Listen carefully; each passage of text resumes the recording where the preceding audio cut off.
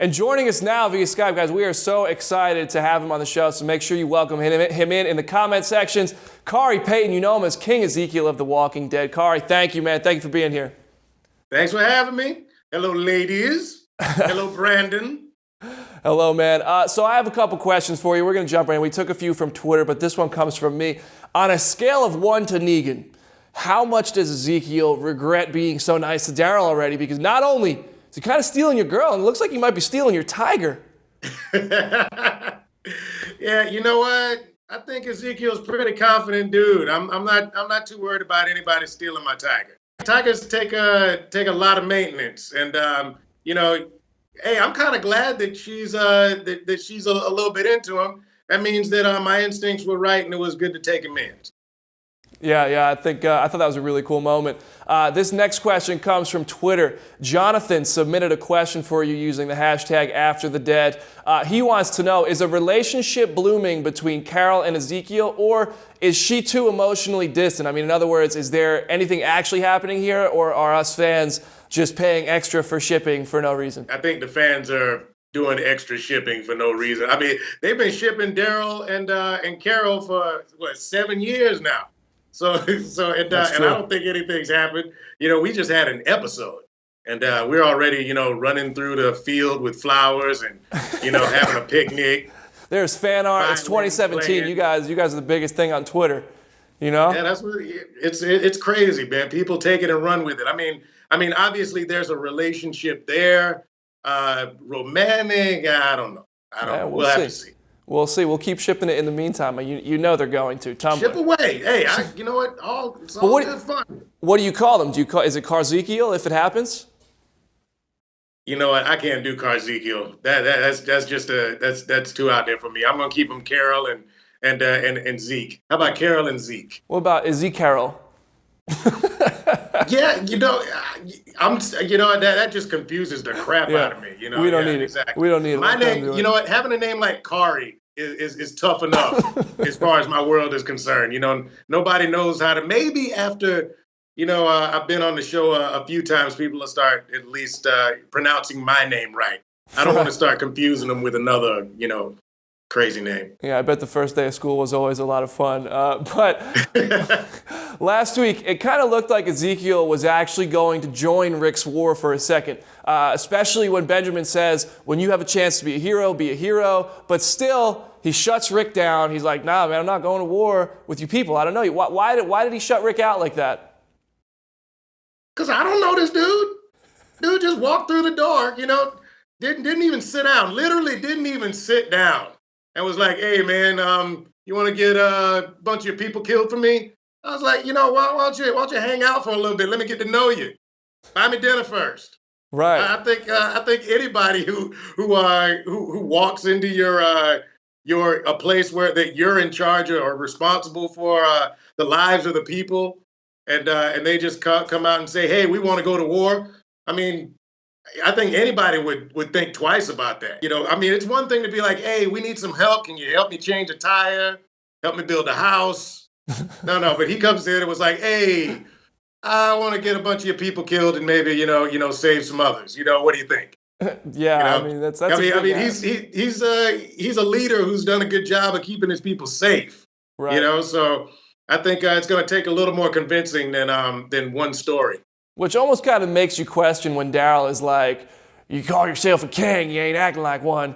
But that's for another time. You know what? That's one of those things where Ezekiel was kind of like, yeah, dude, clearly you're not a king. Yeah, clearly. So let me let you know, when you're king, you can't just go all half-cocked and run off and do crazy shit. You have to actually, take into account that other people might get hurt. Ask Robert Baratheon. He'll probably know a thing or two about that. But that's what I'm talking about, man. Has King Ezekiel ever met Negan, or has he only met these grunts that he's dealing with during the supply drops? Yeah, I don't think he's met Negan yet. I don't think. I think there's been a certain amount of distance between he and Negan and he and most of the saviors. I think that. That he happened upon a few people, figured out this deal, and it's worked out pretty well. So Okay. Right. That's probably why he's not so eager to go to war.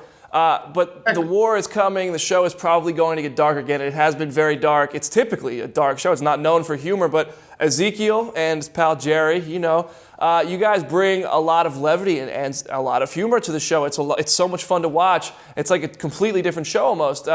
What's the dynamic like between you guys on set? And when Andy Lincoln shows up and he's sharing all the dark stuff and things, does stuff get a little bit more serious in those scenes, or do you guys manage to keep it light? I mean, we try to. It's not about keeping it light so much as we're just kind of following the script and following Ezekiel's modus operandi for surviving this apocalypse. Right. And he's gonna survive it joyfully. One way or the other. Even when he's even when the walkers were coming at him in that first episode. He was apologizing to him that he couldn't kill them all right now and kind of set their souls free. Because to him killing a walker is kind of like church. It's baptizing these people so that they don't have to live in these dead husks anymore. So every aspect of his life, he's trying to find some kind of light. Right. Some kind of positive aspect about it. So I think it just lends itself to if there's a place to put some light, he's going to put it in there. And Jerry's just great, Jerry's great for a laugh. The dynamic between you and Jerry is so much fun, but the dynamic between you and Morgan is very interesting, especially in that scene last week where they were in the theater and you look to Morgan and you say, "Morgan, what say you?" And you ask, which I love how you talk. And in a second, I'm going to ask you if you can be King Ezekiel and I can be Rick Grimes. But first, I want to know, why does he go to Morgan for advice? Is that because he's genuinely interested in Morgan's advice, or did he kind of expect Morgan to take his side and be this whole "there's other options than killing, why would we go to war" type deal? I think a little bit from column A, a little bit from column B. I think Ezekiel's the kind of leader that likes to hear every angle.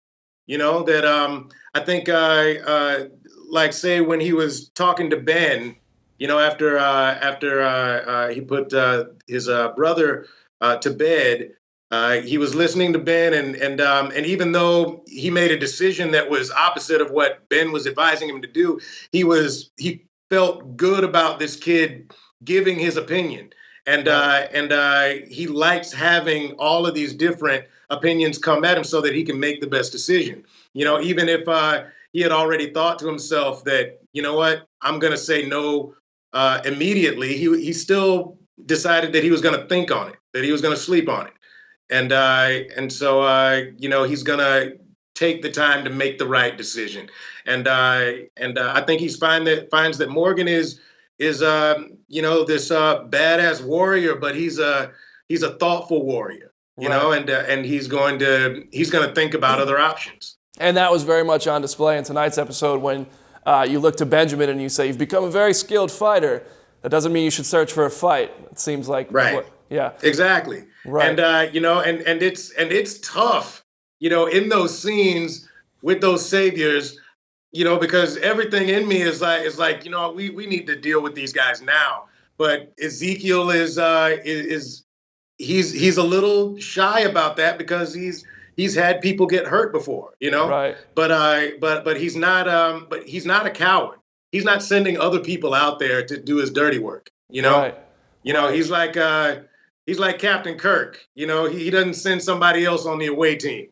He's right, like, I'll true. go do it. I'll go do it. Yeah. Some other dudes in red shirts gonna get killed, but I'll go do it. He's a bold fella. Now, here at After the Dead and Comicbook.com, we obviously read the comic books.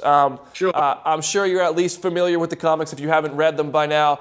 Now, we know in the comics, Dwight plays a huge role in getting Ezekiel to join the war. Now, I have no idea whether or not that's going to happen on the show. The show likes to change things up all the time. But what is it going to take? Would it take something like that, some sort of inside man, or would it take one of his people dying for Ezekiel to actually go forward and want to join this war? I'm not sure what it'll take. I don't know if it'll take his people dying necessarily. I think it'll take Ezekiel being privy to or actually witnessing the Savior's doing something truly savage. You know, that it doesn't necessarily have to happen to his people, but I think that he would have to at least see, firsthand just how horrible they are. Right now he's just hearing it kind of secondhand. From other people. And as far as he's seen, although he's had trouble with him, he's had altercations with him, he's also been able to figure him out. He's been able to keep people relatively safe with these saviors. So I think it's gonna take the saviors doing something truly despicable. Everything you just said made me incredibly nervous for Carol for some reason, because I know you care about Carol, whether or not you want to admit it. But my last question for you, now I'm going to do this as Rick Grimes. If you do this as King Ezekiel, my life will be complete. Now, I'm Rick Grimes. Of the remaining episodes, which one are you most excited for, Kang? Well, I think I'm excited to get you to stop saying Kang. It's actually an I-N-G, not an A-N-G. I realize you're not from around here, but I'm actually from Virginia. We have a bit of a drawl. Many of us. But you, sir, are the only one who calls me Kang. Well, Kang, I hope we get to fight the Saviors again sometime soon, or ever for the first time. That was terrible. I tried. You're much better at King Ezekiel. You are a much better King Ezekiel than I am Rick Grimes. A for effort. You had the Kang down. Hey, Khary, thank you so much. Kang-wise. Well, that was the best moment of that scene where Jesus is like, time for you to meet King Ezekiel, and he's just like, Kang? Kang? I think we'll all agree there. I think they should have gone back and forth. It was like, Kang, King. Kang. Well, Khary, thank you so much for joining us tonight on After the Dead. This has been a blast. I know everybody at home enjoyed tonight's episode. It was a great episode. You were great, and I'm so happy to have had you on the show tonight.